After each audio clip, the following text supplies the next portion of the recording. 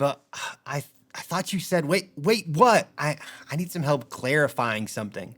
We say these words and phrases when communication may not have been as clear as the other person had thought that it was. Now, this is the case with 2 Thessalonians. This letter is written just a few months after 1 Thessalonians to clarify Jesus' return further. So when Paul first wrote to Thessalonians, they were in danger of losing hope in the second coming.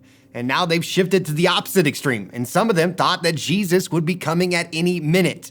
And this mindset has produced believers who were being idle, and they were using it as an excuse not to do anything. Well, Jesus is coming soon, so there's no need to finish that. I better not start that project. I better not do that.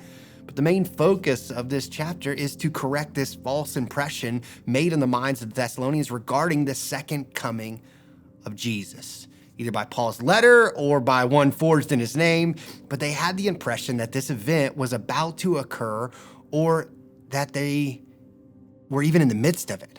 So this belief had produced worry or anxiety in their minds. And 2 Thessalonians 2:2 says this: "Don't be so easily shaken or alarmed by those who say that the day of the Lord has already begun. Don't believe them, even if they claim to have a spiritual vision or a revelation or a letter supposedly from us." Because it's crucial to notice that the Thessalonians would be shaken or troubled by the thought of being in the Great Tribulation only if Paul had taught them that they would escape that period through the rapture. Otherwise, they would, in a sense, welcome the Great Tribulation as a necessary prelude to the second coming. But Paul had clearly taught them that they would escape God's judgment on this earth during that period known as the day of the Lord, as we see in 1 Thessalonians 4:14 through 18. But as we read through these scriptures, sometimes it can produce fear.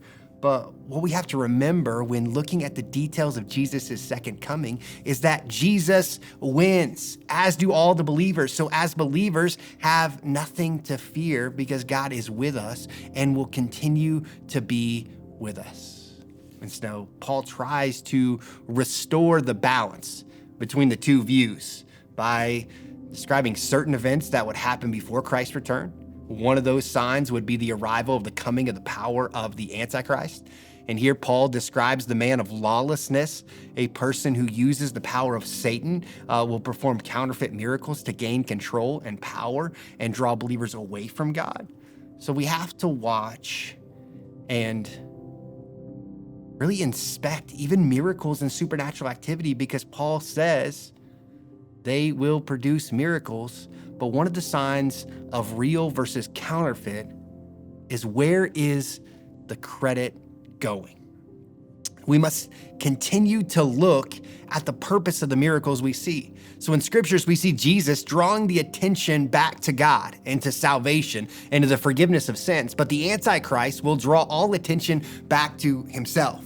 So if we encounter people who draw the attention back to themselves, it's something that we need to keep our eyes on, because the Antichrist will claim to be God and demand our worship, but we already know the signs of the times, and we will not worship anyone other than the one true God. So Paul encourages these individuals to keep their eyes on Jesus and not let themselves be deceived even by miracles. But Paul concludes this chapter with the encouragement to stand firm.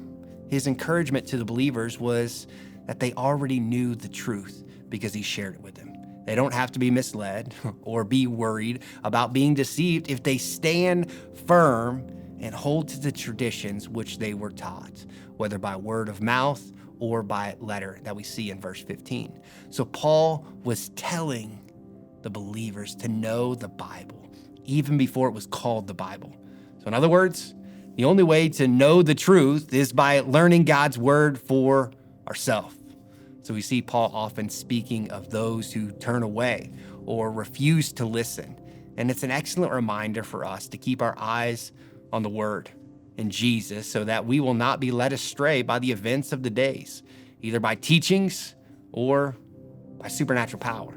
So today, let us stand firm in our faith, knowing that Jesus is coming back and winning in the end.